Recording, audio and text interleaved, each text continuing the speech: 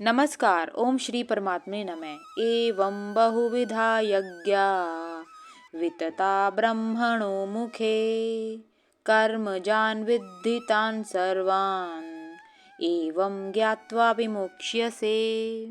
इस श्लोक में पुरुषोत्तम भगवान श्री कृष्ण अर्जुन से कहते हैं कि इस प्रकार विभिन्न प्रकार के यज्ञों का वर्णन वेदों में किया गया है। इन्हें विभिन्न प्रकार के कर्मों की उत्पत्ति का रूप मानो।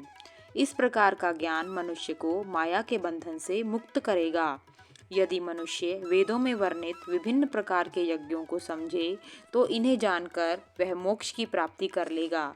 यही इस श्लोक का मूल संदेश है। भारत में वैदिक ज्ञान का हस्तांतरण मौखिक प्रक्रिया के माध्यम से हुआ है। ब्राह्मण वेदों को स्मरण कर लेते थे, फिर वे उच्चारण के माध्यम से इस ज्ञान को एक पीढ़ी से दूसरी पीढ़ी तक पहुंचाते थे। भारतीय संस्कृति में वेदों के उच्चारण पर बहुत बल दिया गया है, क्योंकि यदि वेदों का उच्चारण सही नहीं किया जाएगा तो इसका ज्ञान नष्ट होने का भय रहता है।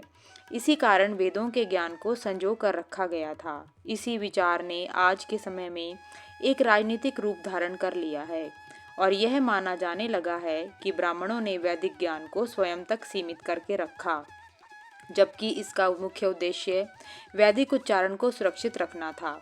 इस प्रकार वेदों का अध्ययन जटिल कार्य है। श्री कृष्ण ने कहा कि वेदों के सृजन की प्रकृति को समझकर मनुष्य वेदों के ज्ञान को उचित प्रकार से समझ सकता है, तभी मनुष्य मोक्ष प्राप्ति कर सकता है। वेदों में प्रयुक्त रूपकों के सही अर्थों को समझकर ही मनुष्य परम सत्य की प्राप्ति कर सकता है। ओम नमो भगवते वासुदेवाय नमः। धन्यवाद।